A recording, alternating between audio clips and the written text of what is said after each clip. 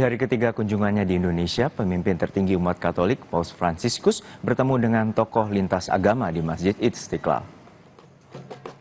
Giving a bouquet of red and white flowers as a sign of peace and respect for the arrival of the Holy Father.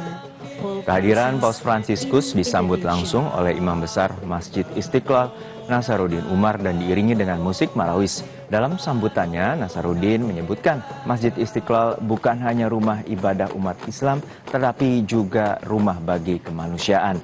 Imam Besar Masjid Istiqlal juga mengapresiasi kunjungan Paus Fransiskus yang disebut menjadi kehormatan bagi bangsa dan umat Islam, serta berharap momen ini menjadi semangat untuk menyuarakan harmoni bagi bangsa.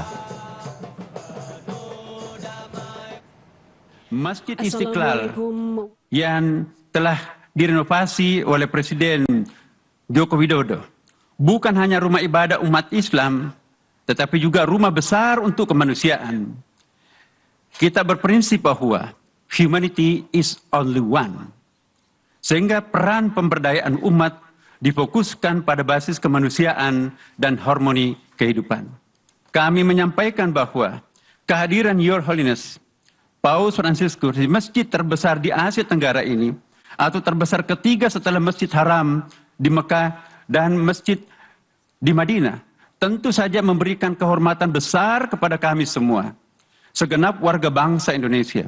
Kami sangat berbahagia bahwa Bapak Paus memberikan apresiasi kepada bangsa dan komunitas kami dengan mengunjungi negara dan tempat suci kami, kebanggaan kami di Istiqlal ini. Insya Allah, pesan dan cita-cita yang disampaikan oleh Your Holiness Paus Fransiskus tentu akan menambah semangat kita semua untuk menyuarakan harmoni di antara kita semua. Semoga Tuhan Yang Maha Kuasa memberkahi kita semuanya. Terima kasih. Wassalamualaikum warahmatullahi wabarakatuh.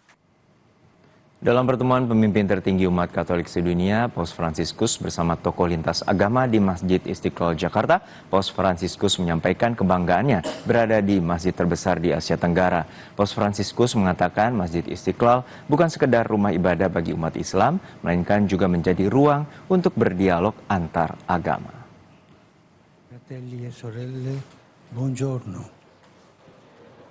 Sono felice di trovarmi qui nella più grande moschea dell'Asia, insieme a tutti voi. Saluto il grande Imam e lo ringrazio per le parole che mi ha rivolto, ricordando che questo luogo di culto e di preghiera è anche una grande casa per l'umanità, in cui ciascuno può entrare per fermarsi con se stesso, per dare spazio a quell'anelito di infinito che porta nel cuore per cercare l'incontro con il divino e vivere la gioia dell'amicizia con gli altri. Piace ricordare che questa moschea è stata progettata dall'architetto Frederick Silaban, che era cristiano e si aggiudicò la vittoria del concorso.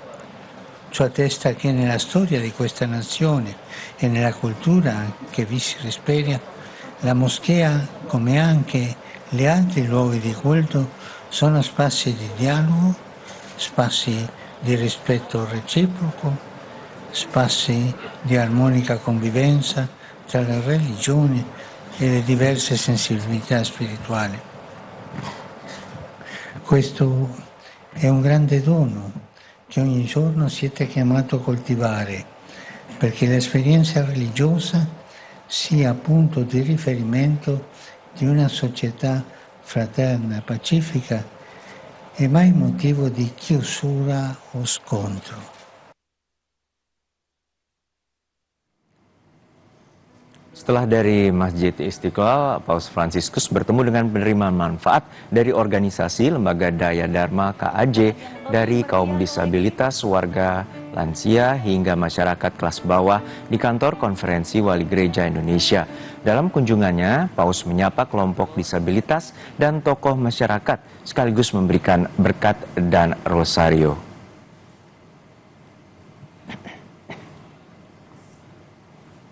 Ulasan lebih lengkap soal kunjungan Paus Fransiskus ke kantor konferensi Wali Gereja Indonesia, kita tanyakan langsung pada jurnalis Kompas TV, Triksi Valencia di kantor KWI Jakarta Pusat. Triksi, dalam pertemuan tadi di KWI, Paus sempat menyapa para penerima bantuan yang hadir, lalu pesan-pesan apa saja yang disampaikan oleh Paus dalam pertemuan ini? Iya Juno, yang paling terutama dan yang paling di-highlight adalah terkait dengan kasih.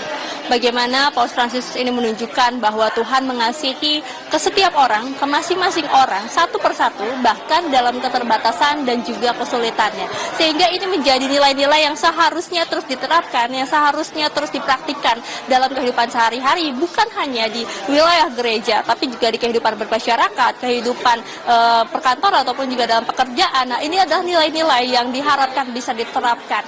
Kemudian juga terkait dengan tidak ada yang tertinggal, ini berarti semuanya diingat, semuanya adalah orang-orang penting, semuanya adalah orang-orang berharga yang menjadi perhatian, yang kemudian menjadi cakupan khusus untuk bisa memberikan kasih, untuk bisa menunjukkan bagaimana Tuhan bisa memakai sekelilingnya untuk terus memberkati, untuk terus bisa membantu dan juga bekerja sama. Nah, yang poin yang kedua adalah terkait dengan kerjasama. Ini yang diingatkan adalah bagaimana masing-masing antar umat beragama, masing-masing pribadi, ini semuanya membutuhkan kerjasama, sehingga kerjasamalah ini yang memperkuat dan juga menyatukan setiap individu, setiap umat beragama, perbedaan suku dan juga ras ini akan disatukan dengan kerjasama. Dan juga yang terakhir adalah terkait dengan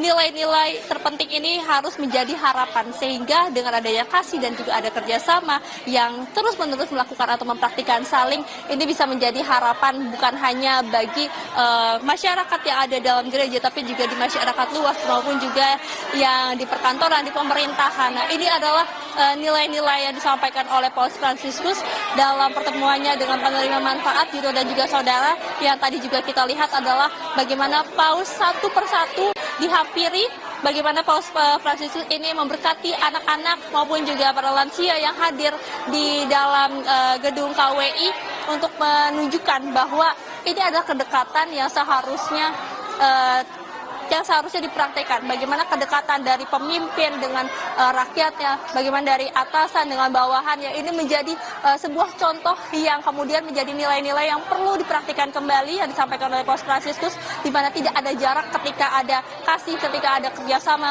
maka jarak pun semuanya terhapuskan. Dan juga yang tadi kita lihat menarik adalah Paus Fransiskus sempat menorehkan ataupun juga mencoretkan sebuah garis ataupun juga di sebuah kanvas ya, untuk nantinya ini akan dilanjutkan, lukisannya akan dilanjutkan oleh salah satu orang anak yang nanti lukisannya ini akan diberikan kepada Paus Fransiskus ataupun juga melalui Vatikan.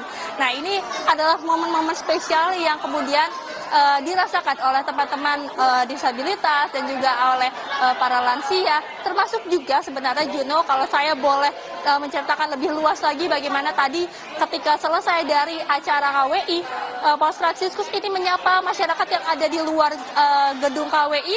Banyak sekali masyarakat yang berada di pinggir ini menanti untuk bisa menyapa Paus Fransiskus, dan tentu saja Paus Fransiskus seperti biasa saja menurunkan kaca yang memang tidak pernah ditutup ya ketika melakukan kegiatan di Jakarta ini, bisa memanggil beberapa masyarakat, beberapa anak untuk lebih dekat, lebih bisa menyampaikan berkatnya dan juga diberikan rosario. Tadi gambarannya ini cukup sangat terharu sekali, mengharukan sekali Juno dan juga saudara, bagaimana banyak sekali keluarga-keluarga yang akhirnya menangis, masyarakat yang akhirnya bersuka cita, senang sekali menunjukkan kegembiraannya ketika mereka bisa berjumpa sedekat itu dengan Paus Fransiskus, dan juga ada yang bisa bersalaman, ada yang disentuh pundaknya. Nah, ini juga menjadi harapan buat mereka ketika bisa mendapatkan berkat, bisa sedekat itu dengan Paus Fransiskus untuk bisa menjadi semangat lagi dalam menjalani hari-harinya.